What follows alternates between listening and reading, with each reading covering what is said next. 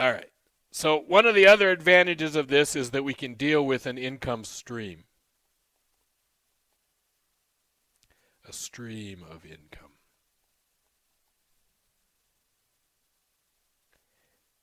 Okay? So instead of getting $1,000, I get $1,000 per year for 3 years at 5%. So in other words, January 1, 2020, I get $1,000. January 2021, I get $1,000. Or let's make that 21, 22, 23, I get $1,000. Okay? Or, whatever day today is, that same day for the next 3 years, I get $1,000. How much is that $1,000 worth to me? That stream of income. Well, again, I could go to $1,000 and then do separate calculations and do discrete, right? But that's not what I'm going to do, right? The present value of that is 0 to n s e to the minus rt. So this is the number of years. This is the stream, the $1,000. Yes? We have interest rate. Yeah? Yeah? Yo, baby. Okay? No?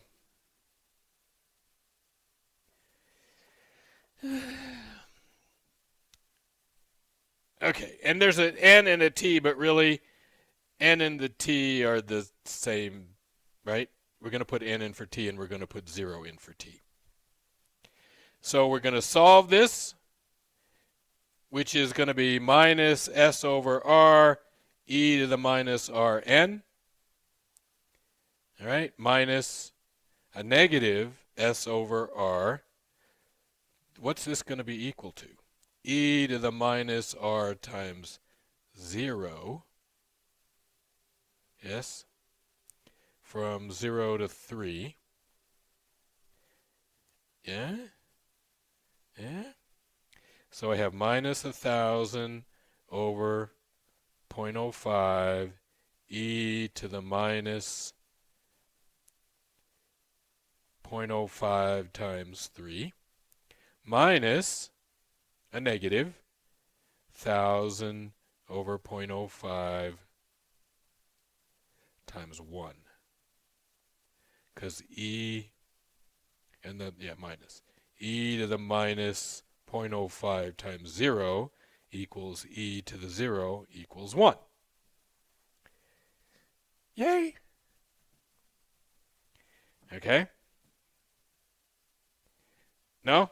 So that's minus 1,000 over 0.05 e to the minus 0.05 times 3 plus 1,000 over 0.05.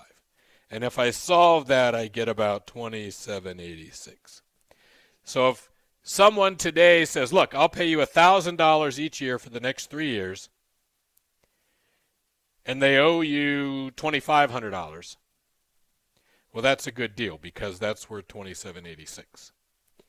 If they say, look, I owe you $3,000 and I'm just going to pay you, I owe you $2,900 and I'm going to pay you $1,000 a year for the next 3 years, well, they better be a really good friend because that's not worth $2,900. Okay?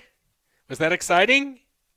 So this is how we can discount to present value a stream of income. So remember when we were talking about dead people? When we were doing exponents before, right?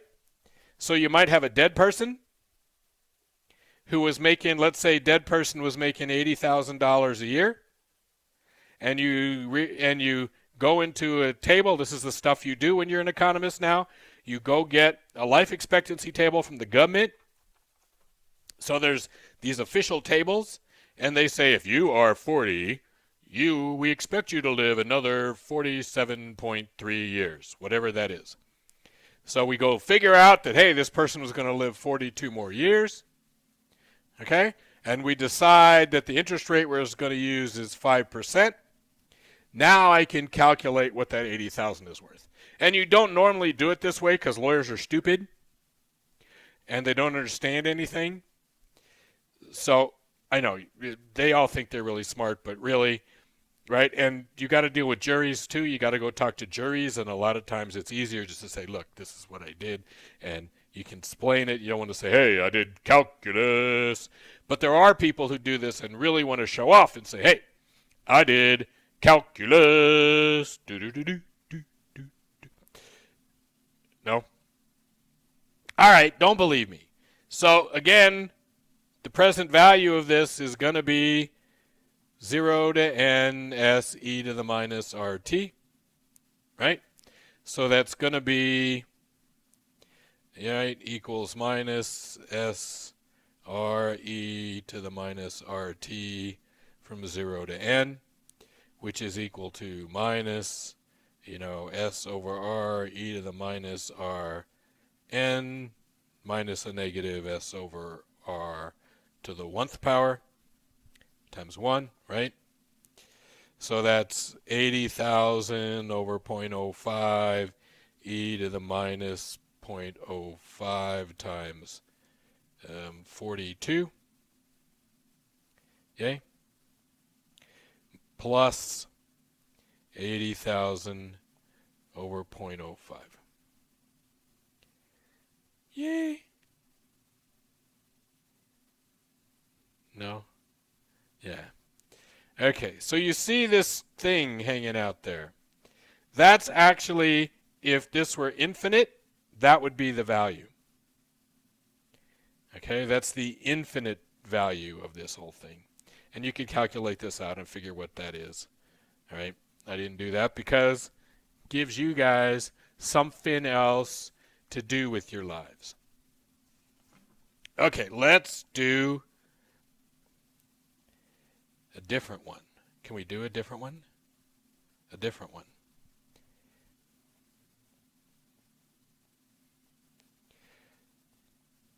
What? Yes. So here we have supply and demand, right?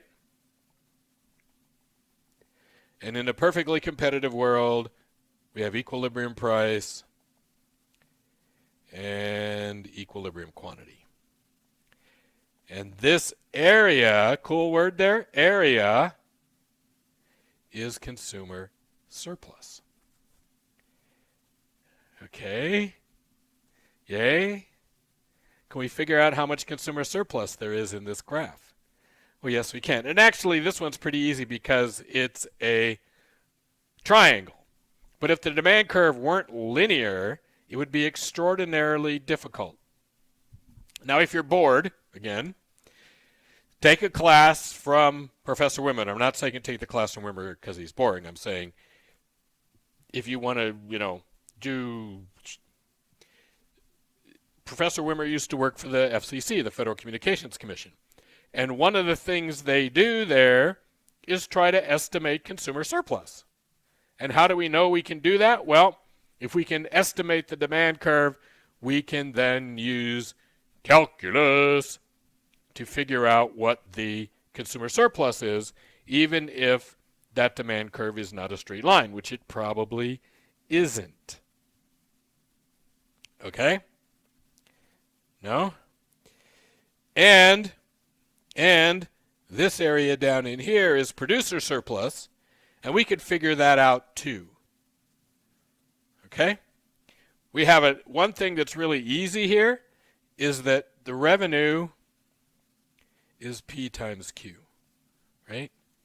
So we have this rectangle here, this rectangle. That rectangle is the revenue of the business.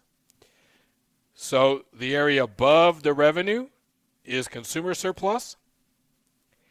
And this line, this down in here, this area, that's opportunity cost. Really? And this is producer surplus. sort of, more or less. There's more opportunity cost, but simplified, simplified, simplified, simplified. Okay? No? Okay. So suppose we have a demand curve that looks like that. And the equilibrium price is 9, and the equilibrium quantity is 4. Okay? So I can say, let's integrate that from 0 to 4. There's the 4. All right? 25 minus q squared dq. Yeah. Is 25q minus 1/3 q cubed from 0 to 4. Yes? Minus 9 times 4 equals, just brain dead. It's a good thing the semester's coming to an end. Equals consumer surplus plus. That's my revenue. And that's the area under the demand curve. So the first part of that equation is this whole thing.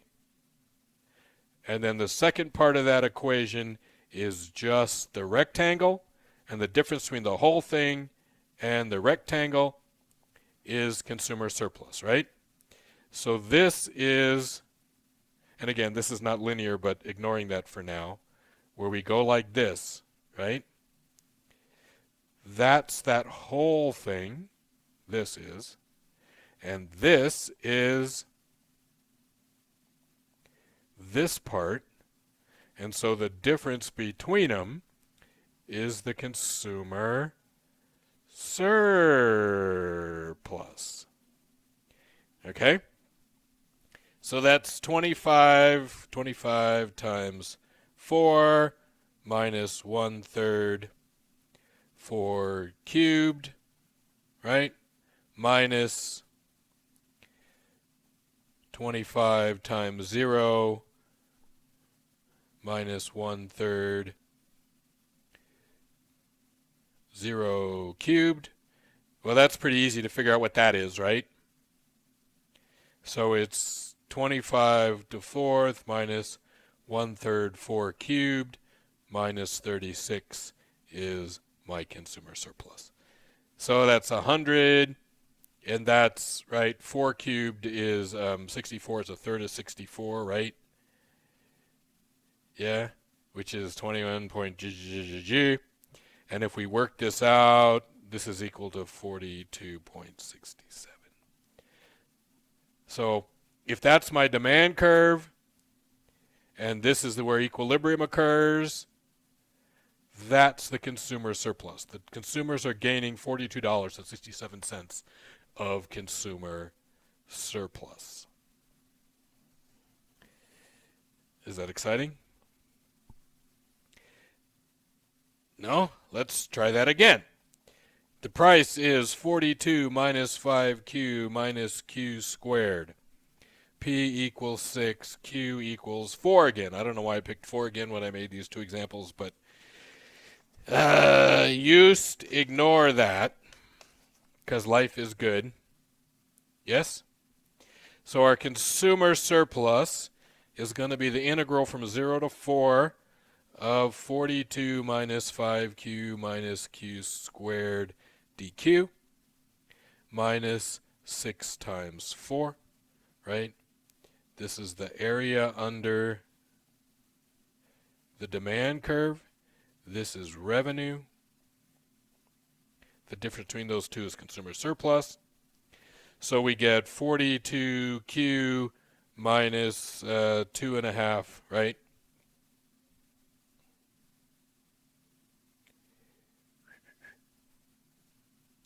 Minus 5 halves q squared minus 1/3 q cubed from 0 to 4 minus 24.